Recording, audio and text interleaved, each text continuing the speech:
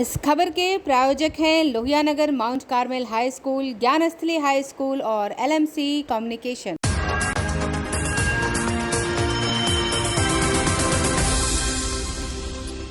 नमस्कार, मैं अक्षिता और आप देख रहे हैं आंखें न्यूज़ 24। रात 8 बजे के प्रमुख समाचार में आपका स्वागत है। तो आइए लेते हैं रात 8 बजे तक के सारे समाचारों पर एक अपडेट। देश भर में 47 करोड़ 78 लाख से अधिक कोविड के टीके लगाए गए। भारतीय जनता पार्टी की तरफ से प्रदेश कार्यालय में भाजपा सहयोग कार्यक्रम का आयोजन किया गया, जहां बिहार सरकार के स्वास्थ्य मंत्री मंगल पांडे भी मौजूद थे। IGIMS से पटना के चिकित्सक अधीक्षक डॉक्टर मनीष मंडल ने संवाददाता को संबोधित करते हुए कहा कि कोरोना के तीसरे लहर में बच्चों पर ध्यान देने की अधिक आवश्यकता है। खगड़िया में जिला प्रशासन द्वारा बाढ़ प्रभावित इलाकों में बोट एम्बुलेंस के माध्यम से कोरोना टीकाकरण और जांच का काम शुरू किया गया। औरंगाबाद में पथ निर्माण मंत्री नितिन नवीन ने कहा कि राज्य के विभिन्न शहरों में सड़क जाम से मुक्ति दिलाने के लिए संपर्क पथ का निर्माण किया जाएगा। डिप्टी सीएम तारकेश्वर प्रसाद ने अपना बयान देते हुए कहा कि मसला राज्य सरकार का नहीं, केंद्र सरकार का है। बिहार में गठबंधन पर कोई असर नहीं होगा। एनडीए की सरकार पूरी 5 साल तक चलेगी।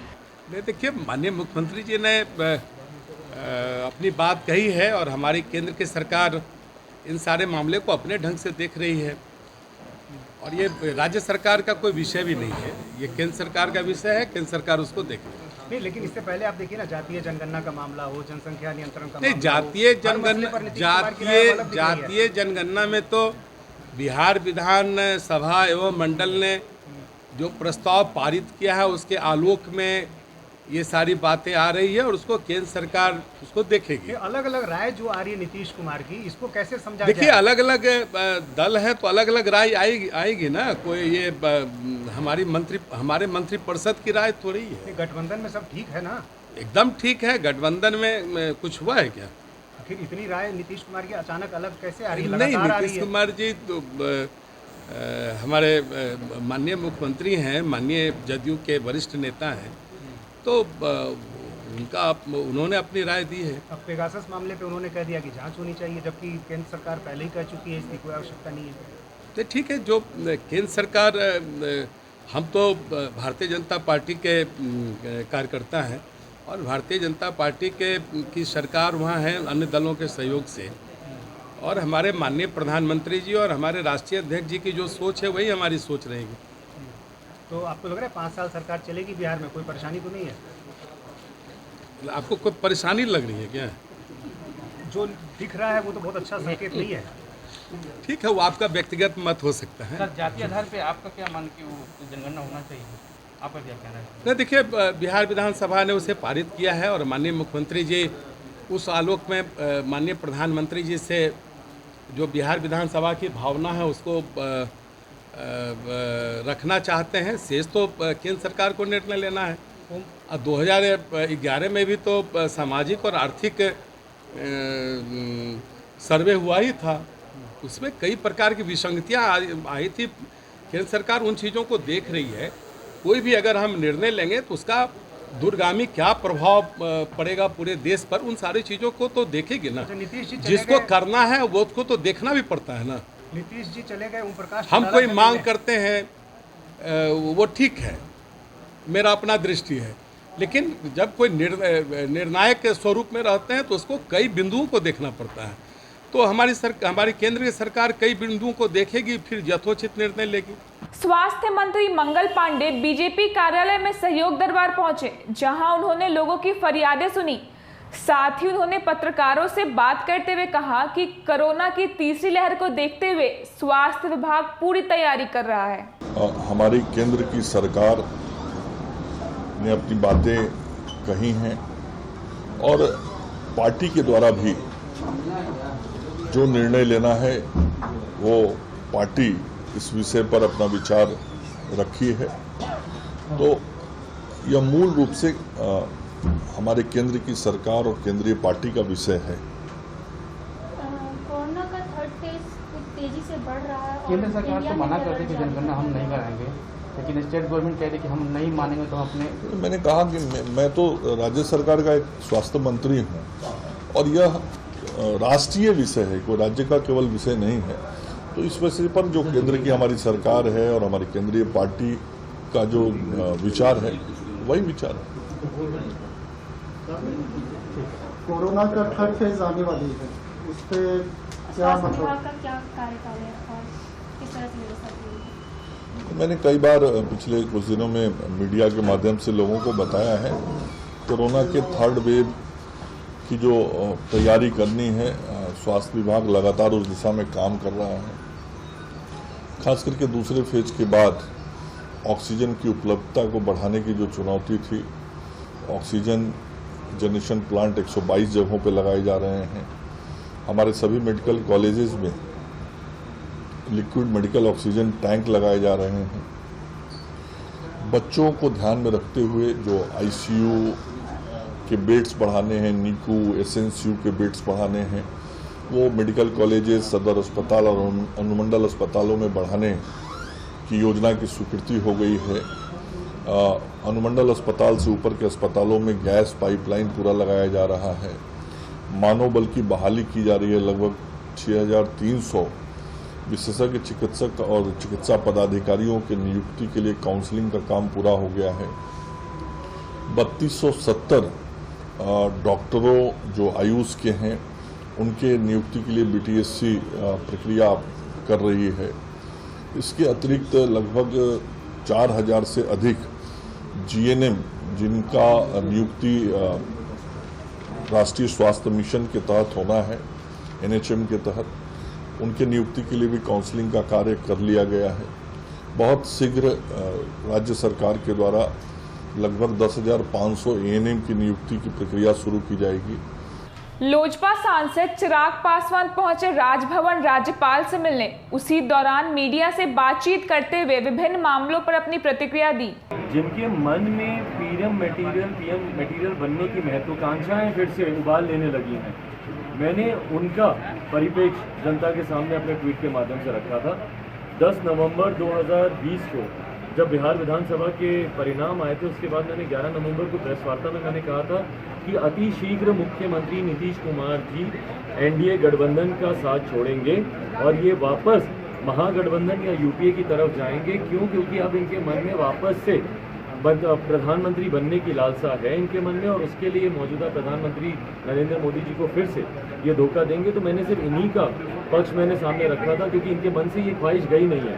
जब ये 2014 में भी अलग हुए थे, इसीलिए ना अलग हुए थे क्योंकि ये प्रधानमंत्री बनना चाहते थे, उस वक्त बन नहीं पाए। तो फिर से 2024 के लिए इनके मन में सपना जागा है कि प्रधानमंत्री बने। जातिगत जनगणना को लेकर आपका क्या स्टैंड है? क्या स्टैंड है? भाई हम लोग इसके पक्ष में है। हम लोग चाहते हैं कि जातिगत जनगणना हो, क्योंकि कई ऐसे कानून हैं जो कि केंद्र और राज्य सरकारें बनाती हैं जो कि जाति के पर आधारित होते हैं। पर ज़रूरी है जिस जाति के लिए आप ये योजना बना रहे हैं उसके सही आंकड़े सामने हो। कितनी बार ऐसा होता है कि सुप्रीम कोर्ट में जब आप कोई याचिका डालते हैं या सुप्रीम कोर्ट में जब कोई योजना जाती है तो सुप्रीम कोर्ट भी मांग करती है कि भाई आप आंकड़े बताएं इस जाति के कितनी आबादी है। तो आखिरी बार जब ये हुआ था जातिगत जनगणना, तो ये 1931 में हुई थी, उसके बाद से पलट के ये हुई नहीं है।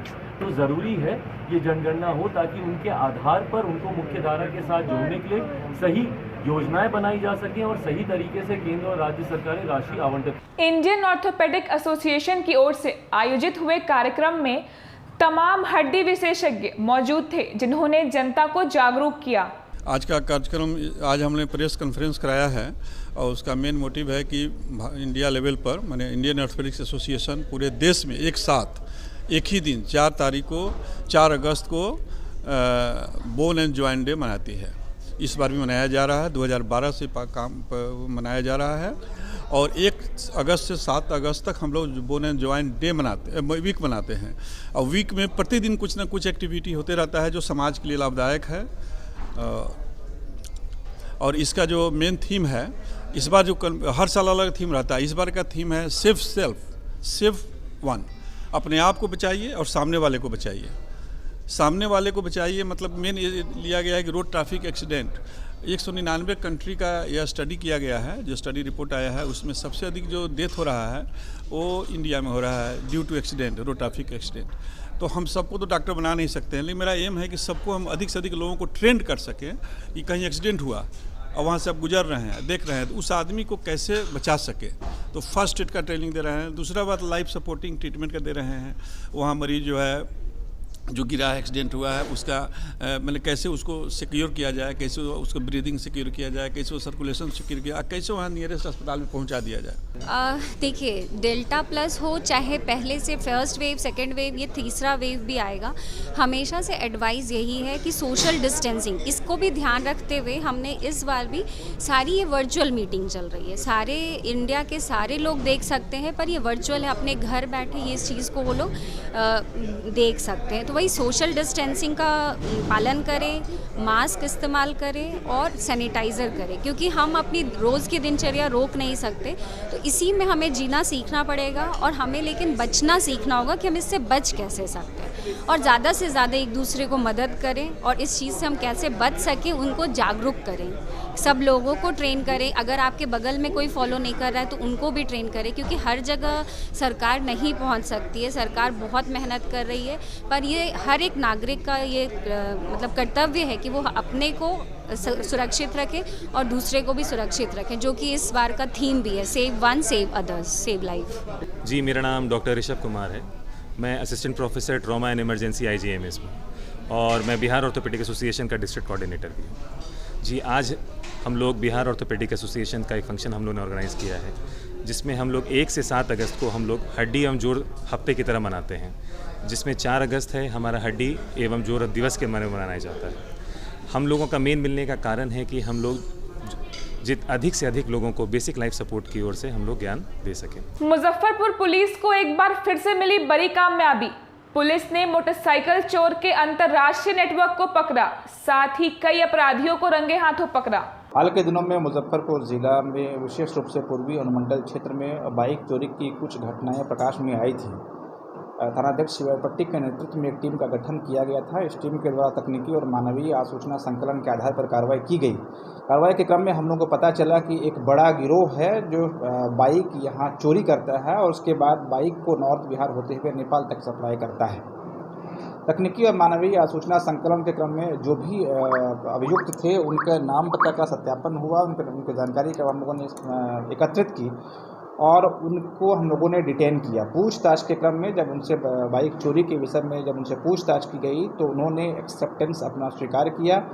टोटल 9 बाइक जब्त किया गया है और जो चोरी की मोटरसाइकिल हैं 9 मोटरसाइकिल हम लोगों ने रिकवर किया है और 4 लोगों को फिलहाल हम लोगों ने अरेस्ट किया है। इस प्रकार बाइक चोरी के एक बड़े गिरोह का उद्भेदन सुनिश्चित हुआ है थानाध्यक्ष शिवाई पट्टी के द्वारा।